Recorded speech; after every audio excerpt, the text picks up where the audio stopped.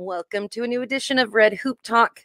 It is I, Jennifer Robin, and I feel like I just saw y'all. Well, I did last week during our member drive, and you can find the archives to that video on the YouTube, and you can pledge anytime your support. But today, I'm excited to welcome Sandy Whitehawk, one heck of a woman, and this is going to be one heck of a conversation. Welcome to the program. Well, thank you so much, Jennifer. I'm excited to be here. I am. I know people always say that, but I'm excited to be here. Anything for the Association on American Indian Affairs, most definitely. Well, where did you link up To the association? Yeah. Well, years ago, when I was first even just educating myself about adoption and what happened, I had learned that the association is the organization responsible for that initial research that set in motion in justification for the Indian Child Welfare Act. Wow. Yeah. And then I got through attending conferences as my work grew, got to know director of different directors. And so I landed here. And for a while, I served on the board until my life got too crazy, and I always had to say, I'm going to have to miss this one. And I realized that someone who could be there more regularly deserved to use their energy and be part of those decisions for the association. But it does wonderful work. Shannon's amazing. The people on the board are always amazing. So yeah, I've been really happy and honored to be part of all that. Well, I am so thrilled to meet you. You know how the universe, the ancestors, the great mystery works the way it does? Yep. Three hours ago, I got a text from a radio friend who said, "Oh, watch this movie. It's about the 60s scoop." And here we are today talking to you about kind of this topic. So it just kind of makes me laugh that I don't do a lot of the pre-producing. It seems like, that the universe does. So, Sandy, we're a little bit further along since last time you were on, and we have kind of a new audience. So why don't you introduce yourself to some of these new viewers and listeners, and I'm just going to keep lobbing questions at you. All right. Hamatakia P. Chante Washte Napi Choose P. Sandy Whitehawk.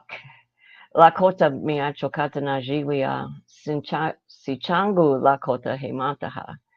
I said, hello, relatives. My name is Sandy Whitehawk. My Lakota name is Chokatana Jiwia, stands in the center woman, and I'm from the Rosebud Reservation in South Dakota.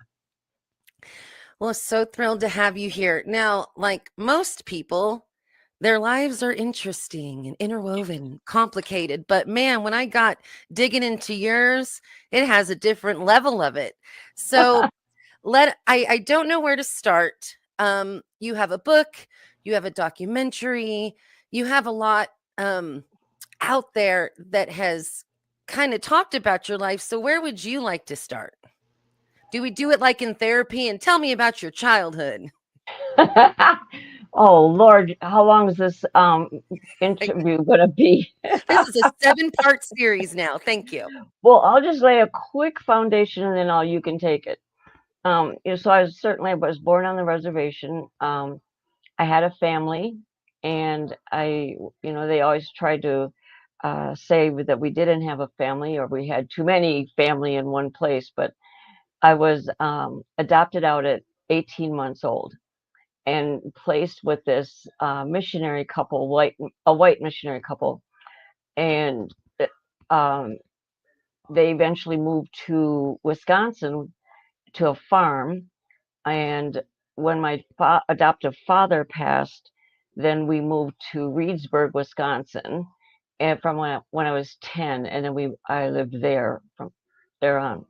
The part that was so extremely difficult, aside from the fact that I wasn't around any other Indian people to have my image reflected back to me, to talk to me about who I am and where I come from, my adoptive mother was not well. She was not healthy mentally.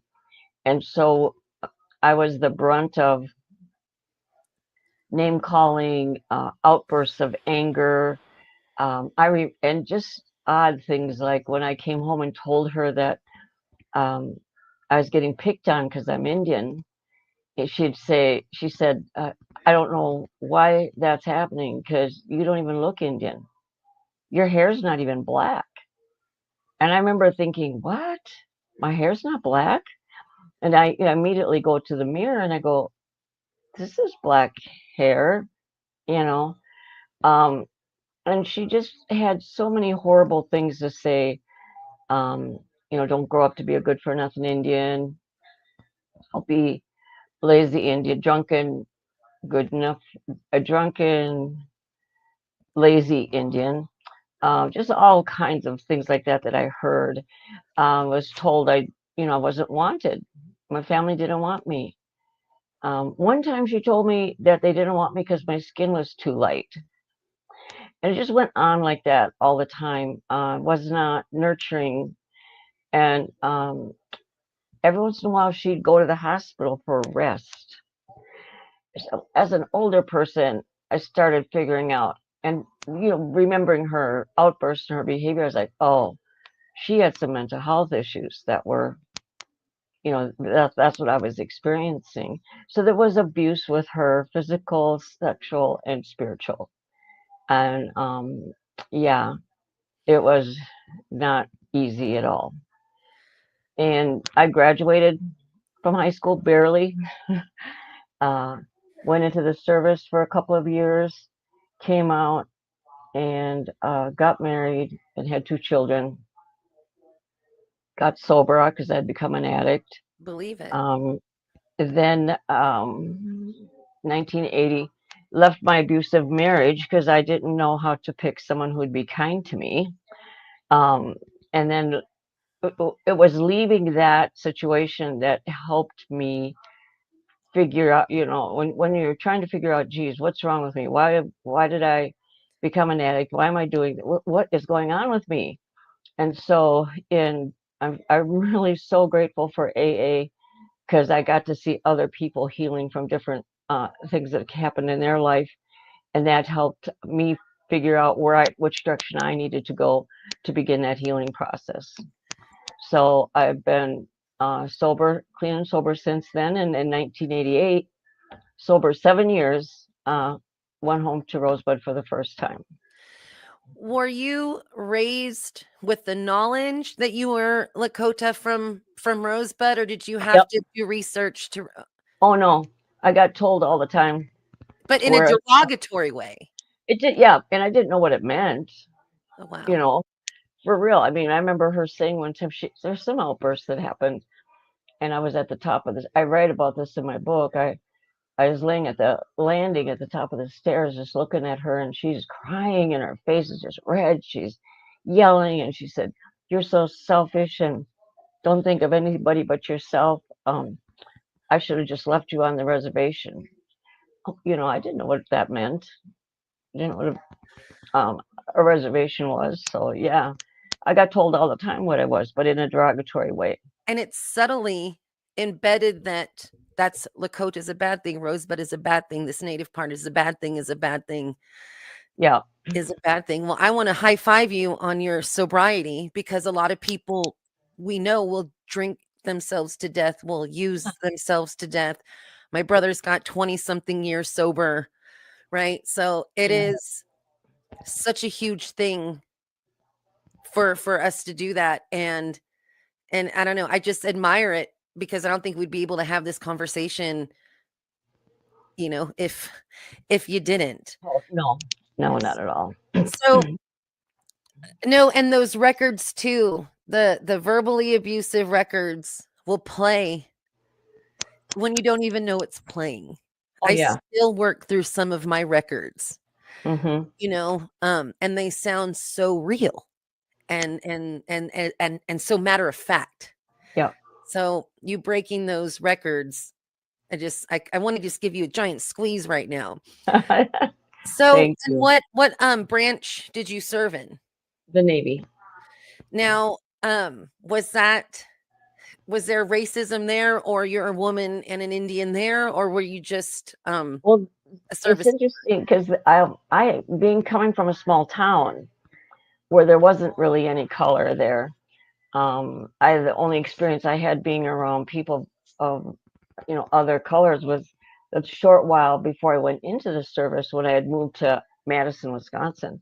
But I didn't interact with anybody. I didn't, I just saw that, oh, wow, look, there's black people, there's brown people, Mexicans, but I didn't know I hadn't interacted with anyone. So, and I go into boot camp, there's a variety of women there. And yeah, I'm still friends with a few of those women I went through boot camp with. It bonds you together there. Right. But there were no other Native women in my immediate, in boot camp or A school or my station. I just never experienced meeting or talking to any other Native. And then again, you've just, you don't, or maybe, I don't know, it's hard in places like that because you don't, like, you're there, you're part of something, but then you still don't feel like you fit in. Hmm. It's a weird purgatory, kind of. Well, I had an interesting experience. I was sitting on the floor in our barracks. We were given this assignment. We had to get everything 4-0. We had to shine our shoes and everything. That was just the first week or so. And this, that mind you, now this is in the 70s, so the way she approached me made sense. But I remember this, and I remember her name, but I don't remember her first name, and I've lost contact. But I remember she leans over, looks gets close to me. There she goes, "You ain't white, is you?" I said, no. And she goes, what is you then? And I go, I'm Indian.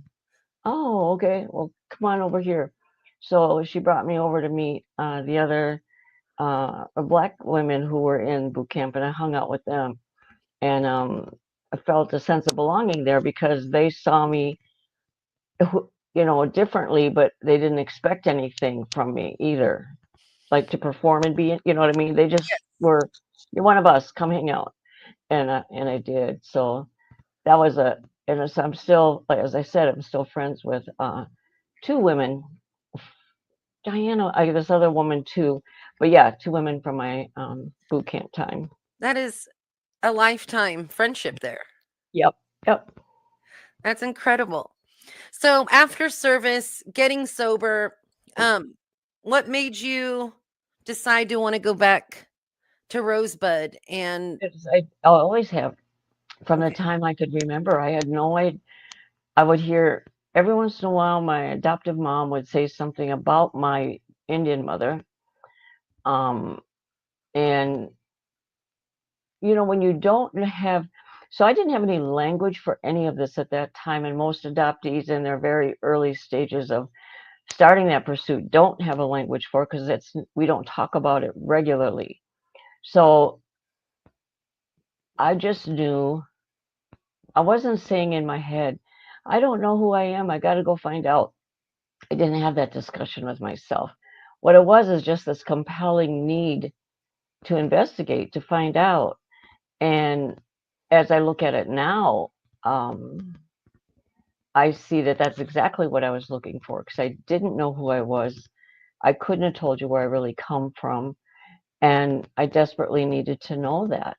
I mean, adoptees grow up their entire life not seeing any of their relatives. So your face is, you're with all these white folks, and then look in the mirror and you're like, okay, I don't look like anybody, you know.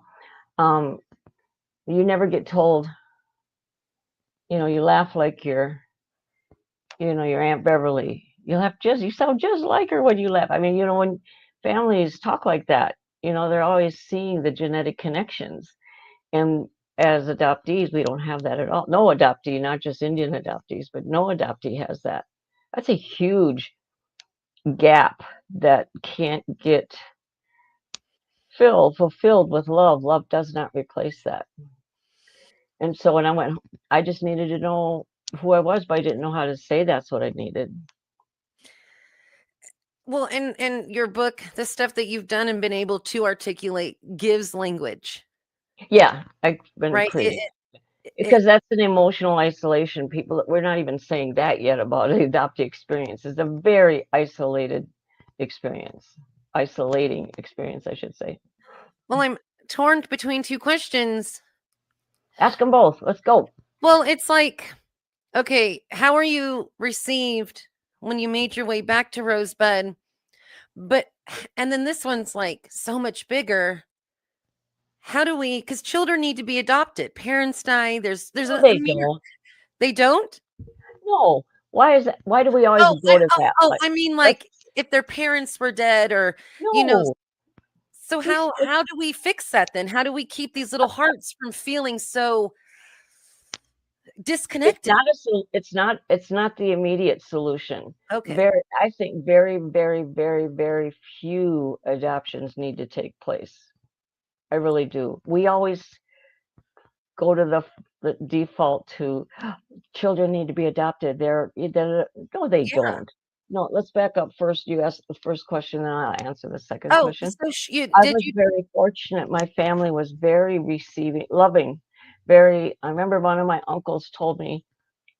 So my mom was the oldest of 20 children, and she had passed 2 years before I got home. And the oldest, the patriarch of the family, um, Manfred Fast Horse, was my first person. Him and my other uncle, Terry Fast Horse, Clifford Fast Horse, they were the oldest and closest to my mother. And they, told me what they knew. I remember his face going when I got introduced. I remember him looking at me going, like he was trying to find his sister in my face, I think, and you just look at him and he goes, "Oh, yeah." And whatever he saw, he told me stories, and eventually when I started getting more information, because I certainly had none, you know, I, I was just a person going home to meet my family. I didn't know that there were thousands of us. I didn't know there was this whole big thing. And one of my other uncles uh, said every year somebody comes back. That has been. He said we've all been to boarding school, or adopted out, or grew up in foster care. So he said we expect it to someone to come home. So that felt really good. I felt brought in right away, and yeah, so it was pretty cool. and you never left? Never left. I remember my uncle Manfred saying, "Come home every year for Rosebud Fair, because that's when you'll meet your other relatives who live outside of the state, and they'll come home for the powwow." And so that was helpful. And I met my brother as well, my brother Leonard, and when I met him, it felt like I knew him right away. Like, him and one of my sisters, we, I don't know, we just knew each other, DNA, I guess. So I've been very fortunate, very blessed to have the family I have and have that connection. Did you learn why um you were adopted out? I do ghost dance in Walker River Paiute, and there was the Schurz Hospital. Women would drive to Reno because babies would get stolen Yeah. at this one hospital. So were you a case of stealing, or did the state come in, or why'd they take you? Well, probably because if they were tracking certain families, my mom was a single mom. She was living with, at the time, but not always, but at the time, with one of our relatives. And the story my one uncle told me was that they were all sitting around outside the house, and he said a white social worker came into the driveway, drove in, just grabbed me and took me. And I hope that's not too. Can you guys hear that? Oh As I no, grabbed well, out his hole. Okay, okay, we'll let her do her thing and we'll just keep talking. So a okay, social worker showed up. and put me in the car and took me. And I remember when they told me that, how their faces looked, how just looked down and I thought, man, what it must have felt like for that to watch, the men to watch that. Well, for all, any of them, but just particularly the men who see themselves as protectors from, things like that. But had they tried to intervene, they would have been arrested, Yep. right? And I still would have been taken. So just talk about gut wrenching to watch that and to experience that. And so yeah, that was hard. I felt really bad. It's like we mirrored each other's pain of my Helplessness. experience versus their experience. Well, also in my head, as I'm, visualizing what you're saying, the fact that they didn't do anything is probably because they learned the consequence before on trying to Exactly. stop it, right? Exactly. Like it wasn't we're just doing the right thing because we're told not to, but I think how many Could I times, stop this for just a second? no problem. Baby, I'm getting recorded, so I can't. Oh, cool. I'll have one later. Granddaughter just came home from cooking class, so Okay, okay. It's well, all right. We're back I in want focus. something too. I know how I can focus now. Yes. But no, so there's like a learn because we know too that in those areas we were so quickly deemed unfit. Oh, that's in my paper somewhere, I believe. Yeah. So you're unfit this, you're unfit that, or if your household didn't look like what is it, Leave Mhm. It to Beaver's household, then you were unfit. All these justifications to take children away. And I'm Mhm. still kind of reeling. So explain to me, because again, I only know what I've been exposed to. Adoption is the number one thing. You take a child away, they get adopted to a better family, right? And Yeah. that's the end of it. Everybody's fine now, move on. So talk adoptive solutions. First and foremost, according to the research that we have done in peer reviewed, published research on the mental health outcomes of Native American adoptees, compared to white adoptees, are pretty dark. So, we did a study. Um, let's see how can I do this sort of quickly. Um, we have data on 336 adoptees across the board of all races. We wanted to see specifically Native adoptees, and 129 said that they were. 95 of them we looked at because they had been reunited with their family. And so we asked them the questions, and it came up that I'm just going to take these off the top of my head now, but this is in the book as well. I believe 23% of the 95 said that they had been sexually abused in their home. In the adopted home. Yeah. Oh, yeah.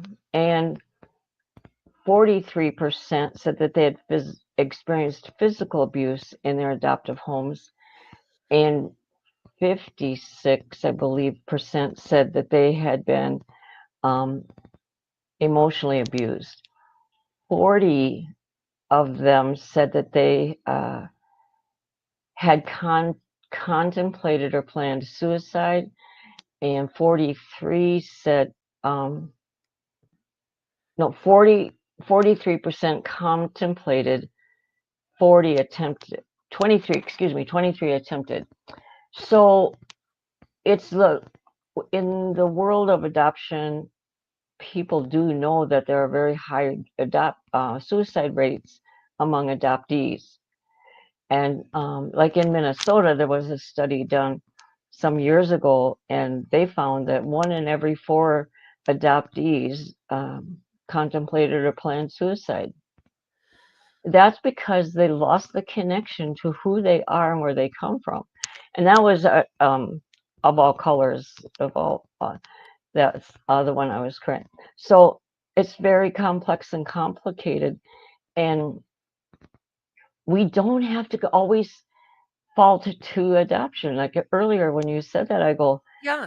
That's we've been given this narrative of what you just said, a Yeah, better that it's home. foster care, adoption, Oh, and it's for the best. it is not for the And best. We now don't I'm know. hearing that they're just handing off kids to be sexually abused, physically abused, mentally abused, and this is a life. This is the rest of their life.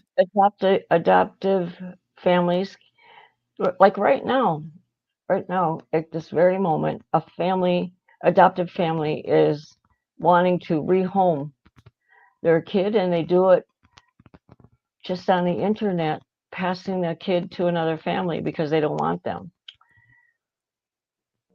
We've known stories of people who've been in 2 or 3 homes, the people not wanting them anymore and bringing them back to the adoption agency. That happens. Um, because we're given this narrative that if you rescue a child, you Yeah, know, happy ending. you're the good No, person. Look at there's how no great you are. there's no genetic juice connecting you whatsoever. You may not like this kid. That happens. That's a human thing. And okay, there's so many directions I could go, but even what I was hard for me to take in and learn in the initial uh, asking and getting stories from all over is adoptive families often tell their adoptive kids, you should be grateful. You should be grateful because I've taken you in and giving you this good life. Yes. You hear that all the time. I was told that you should be grateful. Any kid on the reservation would do anything to live the good life that you have. Well, shit, I was in poverty and abused, and yeah, that would be certainly such a contradiction. But we're not focused. What we're not focused on is family healing. Healing. There are so many families that have been on this timeline. If you can't get your life together in X number of months, and everybody knows that's a ridiculous time frame for a Yes. person that may be addicted. We know addiction, the core of addiction is shame. This all may have come from an abusive upbringing in their life where something happened to them that causes that. So it's not set up for healing. It's set up to X number of months for mom and dad to get it together. Don't get it together. We tell foster parents, well, we're going to terminate parental rights. Do you want the kid? Or or they tell them ahead of time, this case is really, really hard. So you might think about of whether or not you want to adopt this baby because he's probably going to get. They lay all of that out, and I don't see and hear um, families saying, "Wow, if that social worker hadn't have said that they knew I could do this and that I could heal and that I could become the person I'm meant to be and the parent I want to be." You know, I don't hear that very often. There's a wonderful program in the White Earth Nation here in Minnesota, but it's I don't know how many of those places exist, but what's sad is it's not the norm. The norm is get in there, um, and we got only a certain amount of time. Yeah, it's like there's Or these, right, like 30 days, 6 months, all these little court mandated yep, time. or the child's with the foster parents, and they'll say, "Well, he's been there since he was in diapers, and he's bonded to them now," as if that's the reason. Well, everything about human development tells us that we attach ourselves we thrive on multiple attachments. Yes. Mom, dad, uncles, cousins, friends. I have attachments to my friends in boot camp. That's how long ago, and we don't live together. We don't live in the same state. But I have that, and so we do not have anything set up to help parents transition. It's not a crime that the foster parents love the child. That's not the point. But it's not why we should keep a child in that home is not because foster mom is crying. I've witnessed that as well too in a meeting where uh, the the birth mom had completed all her things she needed to do. She had just ventured in, got herself set up in an apartment. She was ready to Job. reconnect, right? Yep. And she we're in this meeting, and all of a sudden, the foster mom starts crying, and Tara started talking about how much she loved. Well, of course, that makes sense.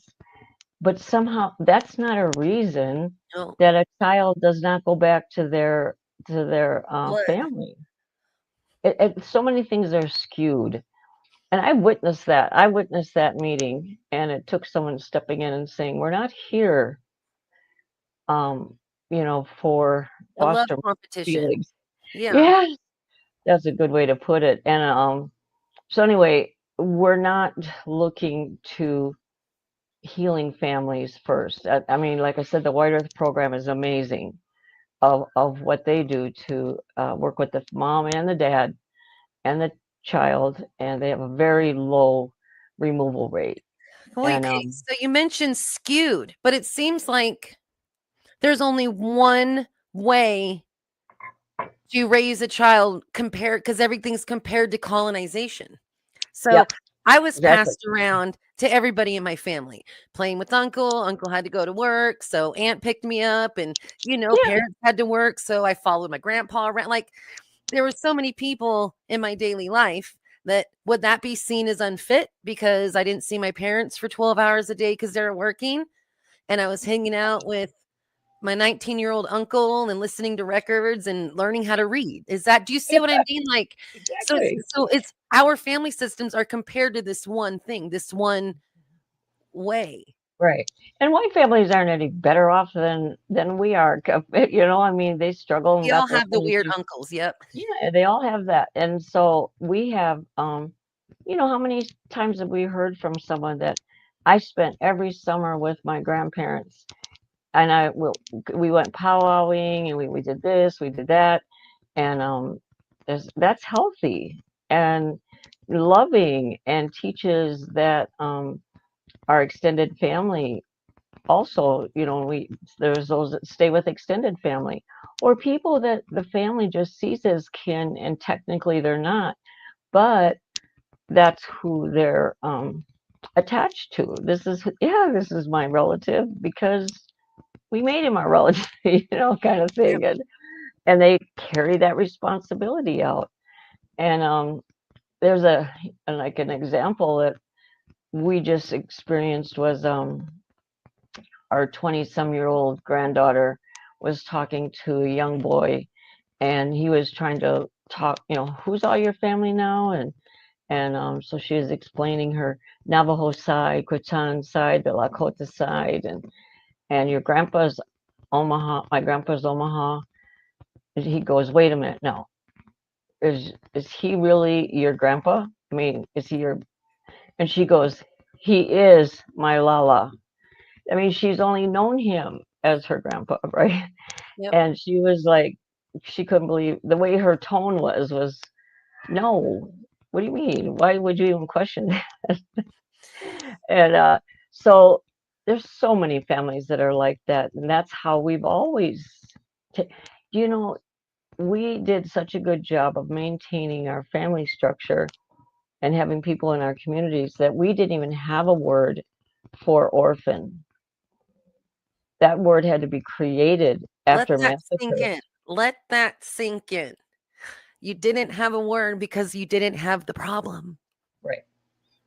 Even with all the massacres and things that were happening, we true. And then I always think that everything that happened with this white standard and everything, the judgment and stuff, what happened during this disruption of our communities and family, and the names we were called, that we were savages and barbaric and all of that, and the way children were treated, you know, abused, and we never experienced that, and it was like one of the largest mass projections of their own pain and suffering, that they put it on us and called us that, when Yep. in fact they were the ones doing it.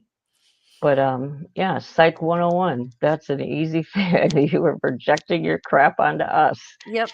And but the part about we need adoption is, no, we need healing, and out of processing through healing and listening to elders and experiences, a better process could evolve if we did that.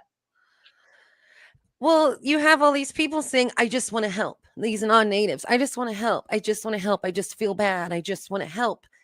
So, how do we redirect some of those big hearts that do We want have to to help, but we have don't need to do it this way? we have to explain to them first and foremost what their motivation may be. Now, a woman could be wanting to adopt and really help a family because she's not able to have a child physically. Well, that's a deep grief and loss. And from what I've observed and heard, that's something that never really goes completely away either. And you cannot fill that void with a child and expect that that would be your healing, because the child's not there for you. Yeah. And so there's that. And yet, we don't know that there might be something they could contribute if they were listening and were part of a process, but it doesn't mean that they should be first in line, quote unquote, to receive a child. And uh, you know, that I don't know the name of this study, but I came across it a couple months ago, and it was the number one predictor of sexual abuse in a home is an adoptive step parent. And yet, adoption is the answer. Yep. Well, there's a book out. It's old, but great information, and it's just called The Baby Thief. It's a book on Georgia Tann, who really laid the foundation for adoption, and even has some of the same phrases that we use today. She created. She really, what's the word? She preyed on young poor women who were having children, and told them, you should give your child a better life. Yeah, You it's know, your fault if you don't give them up. yeah, exactly. Someone's just waiting They to, deserve they're just a waiting bigger to house or, yeah. take care of your baby, blah, blah, blah. But she was very crooked, and she had social workers, lawyers, and judges, and nurses, and doctors in her pocket to carry out, and then selling the children. So she's a person who, You said selling? oh yeah, she sold um, to, like, what's her face, Joan Crawford. That story, No More White Wire Hangers. Those Yeah, children were mother they, dearest, mommy dearest. they were Georgia Tann's victims. Yeah, I like and how you so, say victims. well, yeah, that's what she was. That's what she did, and so we're not using the proper language. We cover everything with some nicer word, right? But we really need to look at, um, and they're still victimizing mothers who feel desperate. I was at a mm, this program isn't up anymore, but at Evan B. Donaldson, something like that foundation. They did a lot of research on adoption, and I went to a meeting where they were sharing their latest research, and it was on birth mothers and the different generations, up until um, you know current, present today. So all their stories were the same, but the one that stood out to me was the one from Alaska was the youngest of them all, and she shared that she had become pregnant, and she didn't really want to create a life with the father, but she wanted to keep the baby. And but then all of a sudden she got really scared because she started thinking, what am I thinking? I don't even have a car. How am I going to get to my appointments? And this fear just grew and grew and grew. So she went to an pregnancy crisis thing. And she said that within a month, she was looking through books of families that wanted to adopt. So she met a family and said they're very nice and whatnot. And when baby was born, they were there, and she just said she didn't think too much of it. But once everything settled, after she got her hormones back in Yeah. alignment, she said, I thought, wait a minute, wait, all I was afraid of was I didn't have a car. How did I go from that, you know? And the person, the pregnancy crisis place didn't think, oh, hey, she could just, um, take a cab, take a Here's a bus. bus pass. Yeah. Yeah, yeah, and here's some resources because we did some fundraising to help mothers in your situation. They didn't even have that. And so she said, if I had not had this, gone to that agency, because she said she felt like they used her, you know, and she goes, then I realized my fear was irrational, because could have taken the bus or whatever. And If you're a good mom, you will be afraid. Like if yeah, you're a exactly, good mom, you're gonna be like, how am I gonna do this? Right? That's exactly, any human. exactly, a normal fear. And so adoption's really good. It's big business. It's $1 billion business. And I I feel terrible, like I just bought all the propaganda. Oh, it's for the best, right? well, and how do we not know now how to do it, right? There's so much on the TV. There's Yeah, adoption day, there's gotcha day, and nobody asks the adoptees how they feel about it. It's but just there's also colonized the ideas that came over on the Mayflower is that it's shameful to be a single mom. It's yeah, shameful to have more than one quote unquote baby daddy. It's shameful if you don't have a rich husband. Right. They put all these stuff on it. We're just raising babies for tens of thousands of years and yeah, exactly. And the thing is, it's not, people say, well, they're always saying that best interest of the child. Well, if it is the best interest of the child, we will not terminate parental rights. but you're If, right though, because on the outside looking in, there is like I think it's less than 18 months that if you mess up a few times, your child is permanently taken yep, away. 18 months, that's a year and a half. I mean, I've been dealing with drama for longer than that, right? Like, exactly.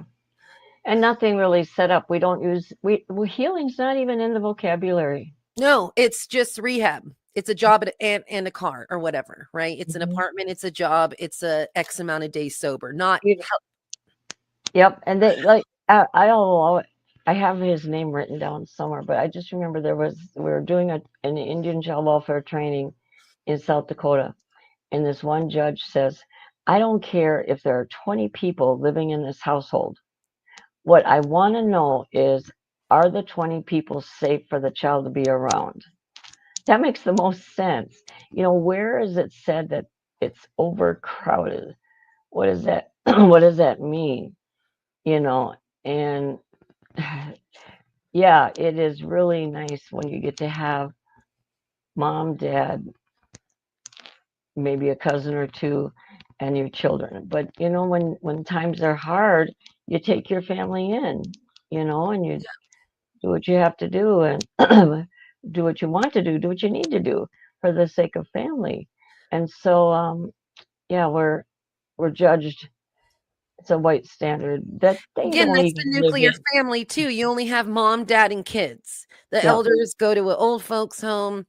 I joke because when I look back at my childhood, when I was little, there was a double wide trailer, mom, dad, me, grandma, grandpa, and I think 3 kids home at the time. So that's 8 of us in a double wide. I Yeah. remember heaven. I don't remember feeling cramped. I don't remember going. It's just so if anybody would have knocked on our door because there's 8 of us in a 3-bedroom double wide trailer by a river, I I could have been taken too, like Oh, but I don't have any terrible memories. It was heaven to me. I was the oh yeah. only child, first grandkid. I was like the king of the world. So, Exactly. but Well, that's I we didn't. live in an extended. I live with my husband, and I live with my daughter, her husband, and 2 grandkids, and we've had take also had his daughter and their children stay with us for a number of months while they got resettled, and even the sister of the. I mean, it's just and it was a fun time for the kids. They had a blast, Yeah, you because know, it's a party every day. You got all these people loving on you and doting on you. No, yeah, even when my parents got divorced, we moved in with Graham for 6 months. yep, And they're exactly, always there. And how lucky you are to have those day-to-day connections, not just we show up on Thanksgiving and Christmas, that you had these daily bonding over nothing. exactly, exactly. Okay, so I I want to like march a protest right now, lead a parade saying we got to change this, we got to change this. So how do people learn more about what you're talking about? We have a book that you wrote. I see a documentary. Talk about some resources for us to do better on educating ourselves. Well, I since the book came out, I do have a few professors of social work who are using the book in their social work class. Our documentary is also used in social work classes to educate, and so that's helpful. The kids in college, getting them before they get out into the world. What I, what I tell people is once you know information, that's when you have conversations with your colleagues and go, man, I've had this most interesting interview I listened to. It said that we should blah blah blah, right? And You this, don't have to. Adoption's not the only solution. Who knew? who knew, right? And what they said that babies were sold. How is babies being sold? I mean, I have people who are more radical than me. They just call adoption legalized trafficking. Let's call it that from now on. It changes the narrative, doesn't it? It does. And you can have those conversations. Support, support, support. Uh, Whenever you see an issue coming up, you need to call your representatives. Like when um, ICWA was being challenged a couple years ago, people rallied, and that was educating people and bringing them together, not just Native folks, but people who are in the field. They see the cost to the family. They see all of that, and so that's something you can do as well. But share what you learn. Share what you learn with your colleagues, with your family. Um, I tell people that's the first thing that to do, is just share what you're learning with whoever you're talking to. You met your friend, hey, what you been doing? Oh, I just learned blah blah blah blah blah. You don't have to talk about it for the next 4 hours. Just plant seeds. Because I've been in radio 15 years, so I've had all kinds of people come across me. Well, one person was yelling at me, spit screaming, that ICWA is racist, and they don't understand the problem because how it, like it's the nature over nurture. How you're raised that's the final solution, right? Like it shouldn't be a big deal. It's racist. It's racist. But it happens in Black families too. There's this cultural aspect. And on one side of my family, I'm the brownest one. I am aware of that. I can't help it. I look at childhood pictures. On the other side of the family, it's all browned out. So is explain how ICWA in Indian Child Welfare Act, how is it not racist? Because you're dealing because with race. because we belong to sovereign nations. Oh, okay. See, that's That's right there, legal that's the argument. foundation right there. We belong to sovereign nations who have the right to claim their citizens when our citizens need help, with family issues that require resources. Our nations. That's why it says in ICWA that the tribe needs to be contacted. If we were from another country, and that's essentially what we are. 574 tribal nations in the United States right now. So that's 574 countries if you wanted to look at it that way as well, because they're all sovereign nations. And so therefore it can't be and is not, never has been about race. It's been about our tribal citizens, period. And most white folks do not know that we belong to sovereign nations or that tribes are even sovereign nations. And so it's important that they understand that. And it's white entitlement thinking That to that white believe, savior complex. what's that white entitlement thinking that I deserve. It stings because it really you really the way you're talking, you really do see behind the intent. Hmm. It's when I see a stray cat at the post office, oh, I want to take care of, I want to feel better about not thinking about suffering in the world, right? So it's Yeah, not always about the best thing for the animal. It's me going, I don't like to think about the cat problem. So there is this weird self-serving thing behind a lot of these people, and they also too make money off of right. fostering. And I don't know if there's money after adoption, but there's up There are for adoption profit. subsidiary. Yeah, there are some adoption So tax how is breaks that and not things like that. trafficking for money, like you said? Yep. So if Yeah. I go round up 6, 7 kids, I don't have to work. Exactly. I'll be crazy, but I don't have to. So I wish I had like some kind of inhaler to huff on.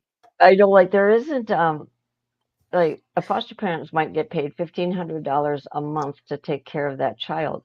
So why isn't that money used to help mom To feed, stabilize, yes, mhm, that tribal parent right? or And aunt so, or uncle.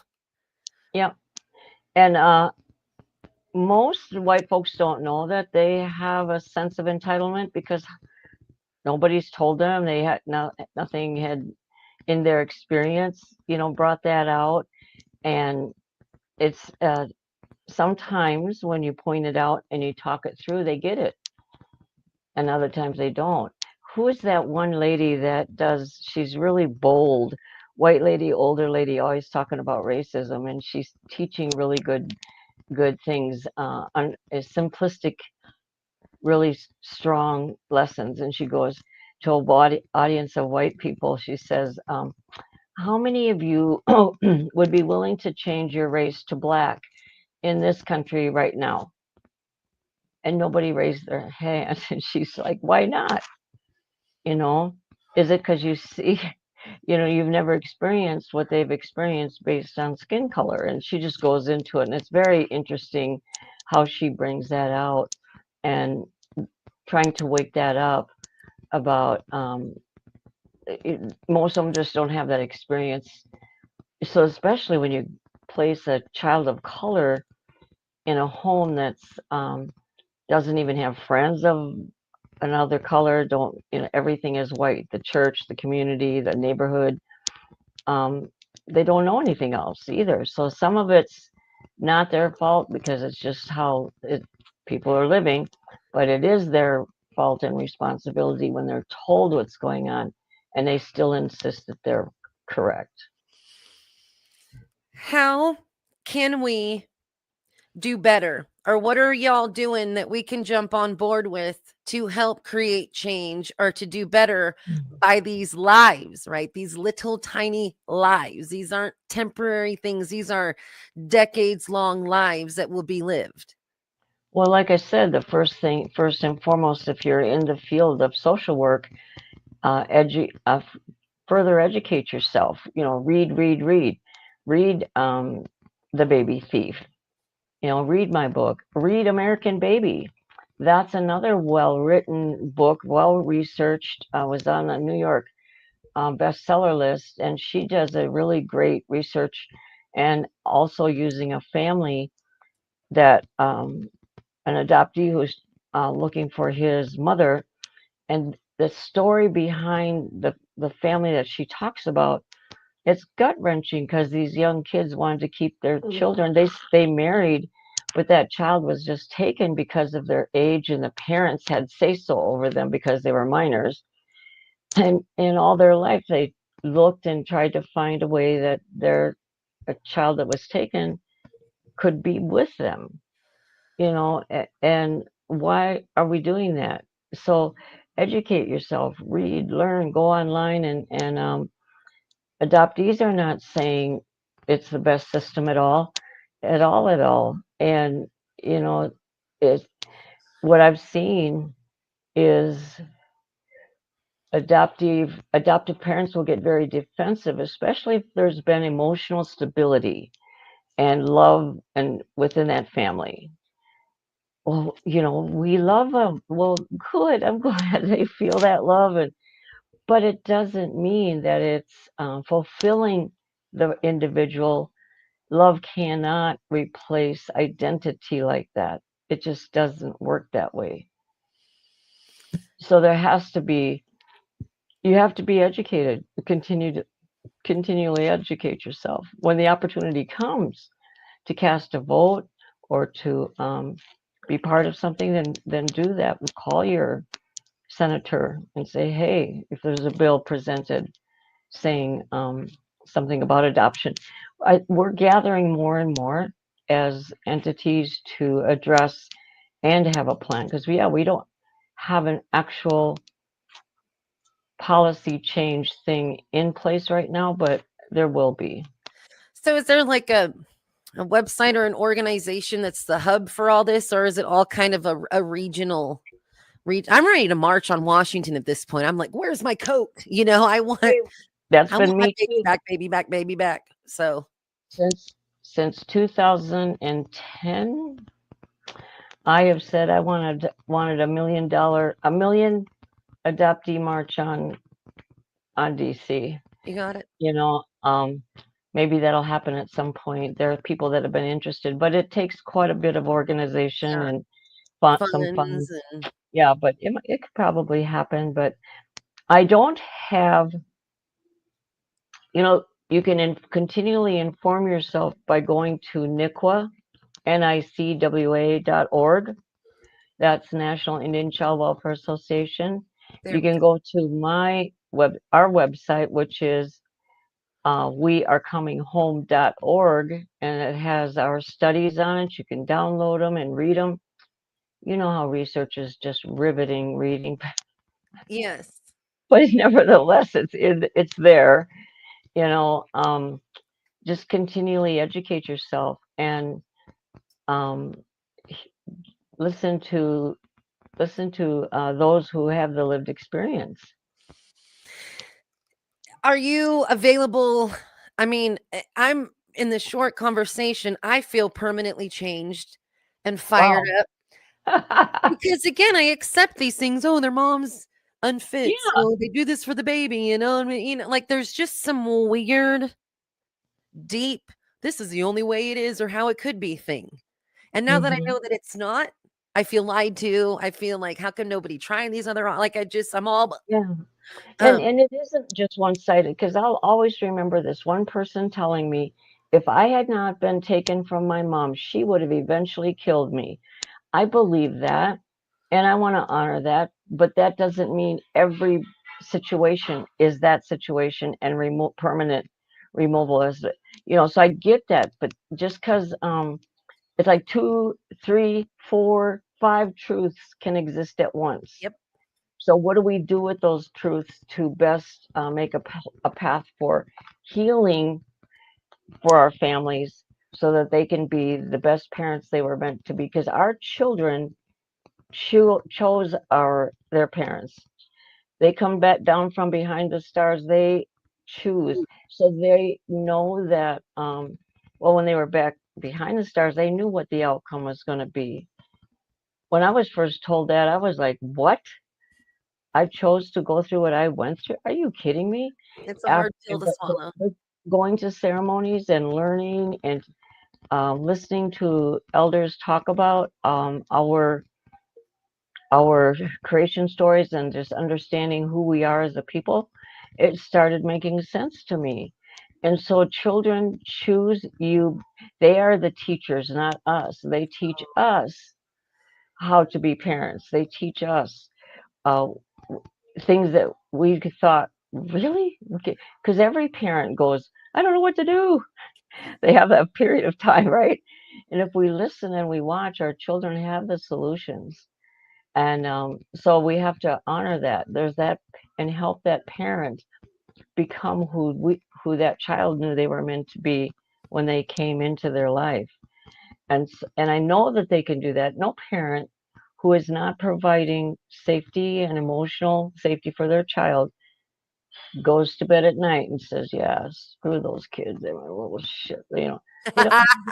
They go to bed berating themselves, What did knowing that they are not meeting the love. They're not able to express nurturing. They're not able to. That feels awful. And we don't explain to parents that are caught in that, this is why this is happening. And you're not even getting to be who you were meant to be, and encourage them out of that cycle. So that's what I mean by healing. My uncle, not my uncle, my cousin says, uh, one of his uncles said, be careful with the words you choose because words can either give life or take life. Mm. So I tell social workers when I'm training, you know, plant the seeds. If they're going, if you know that it's not going to take hold this time around, plant the seed. Tell them what you see in them because they can't unhear that. And we don't know when the seed will flourish, but I know that it has a good chance to if you indeed plant those seeds of encouragement and nurturing. I gotta let all of this sink in. Now, let's say I'm an organization and do you do talks or Oh yeah, presentations so yep, people can contact you through what is your website is the mhm, We Are Coming Home so people can reach out with yep, that kind of stuff through that yep. website. I And then do are you the sole face of the organization or are there a so handful of you far. that go out? Well, I am now, but it will hopefully not too long that my some young folks I'm mentoring to be part because I'm coming of age where it's time to finding folks to younger folks to take your spot and move on. But so yeah, I do social work training. Great. I do truth healing, reconciliation, community forums around this topic. I do book signing and all of that. So yes, So, are you a good resource too? Let's say, an adoptee is out there feeling weird and oh disconnected. They can reach out to you as yep, well. yep, Okay. yeah. It's a lot. It is a lot. It is a lot. And I think that at the core of it, I want to believe people care and really do have the best interest of the child at heart. I'm going to stick with that. Yeah, But I absolutely agree that we should change the conversation of this right. because it's not just native kids, it's kids ripped from something. I think of the Russia or the Romania or all these Yes, just exactly. Chinese just ripped away babies that are now raised in something going, what the? Yes, exactly. I totally agree. I see that as well because in the trainings I watch and listen to um or I watch people's responses as I give them information, because you have to start at boarding school Yeah. and talk about how that's impacted. And so the most are totally unaware of the depth of destruction that has happened to us as a family, in our families. So yeah, but yeah, I'm more than happy to come out and and train, talk, keynote. I do a lot of keynote.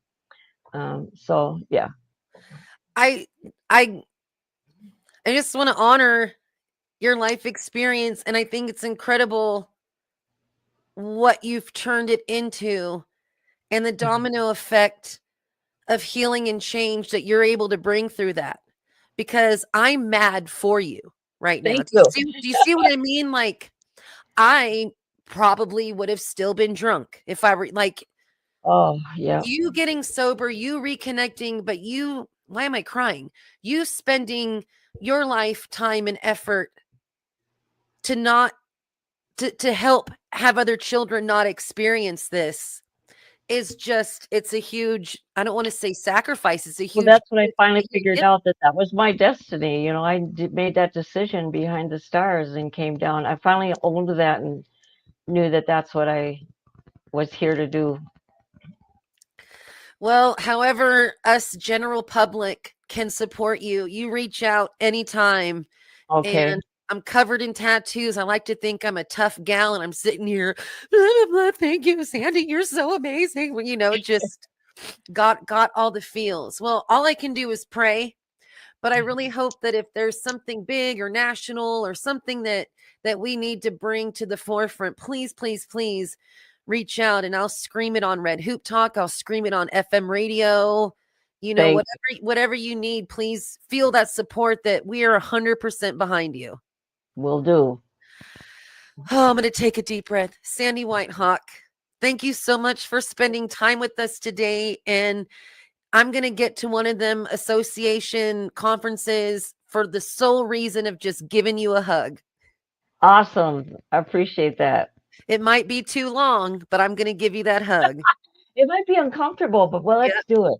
You won't be able to breathe for 10 to 15 seconds, but you're going to feel it. All right. Well, go play with your granddaughter and eat whatever she cooked up, because Yeah. I'm jealous right now. Okay. All right. All right. Thank you so much, Sandy. You bet.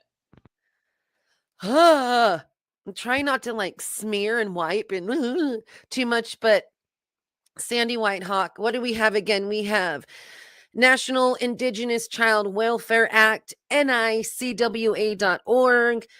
We have, where do we go? We got to contact Sandy is wearecoming.home.org. We got the book link here to Child of an Indian Race, and we have the documentary, I guess that kind of works, right? Documentary bloodmemorydoc.com. So I just appreciate you guys being here today, and it's heavy stuff.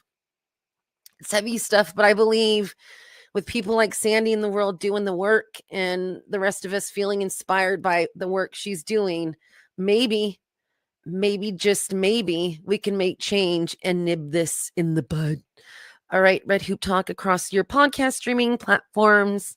Chihilale, I love you all so hard. Chipizala Chike. Until next time, I'm Jennifer Robin. This is Red Hoop Talk, and we gotta go.